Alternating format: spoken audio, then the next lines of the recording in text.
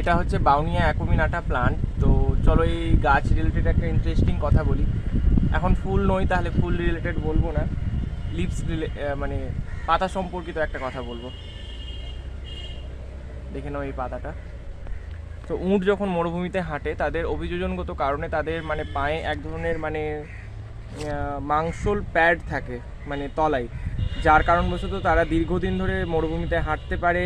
Even তাদের ওই বৈশিষ্ট্যের কারণে মরুভূমিতে মানে বালিতে পাটা ধসেও যায় না। তো এটা একটা ওদের বৈশিষ্ট্য। আর যখন উট মরুভূমিতে হেঁটে যায় সিমিলার এরকম ছাপ পড়ে। সিমিলার এই পাতাটা দেখে নাও, সিমিলার এরকম ছাপ পড়বে। তো এই জন্য এই পাতাটিকে বলা হয়, ইভেন এই প্লান্টটিকেও বলা হয় ক্যামেলস হুপ ট্রি বা ক্যামেলস হুপ লিভস।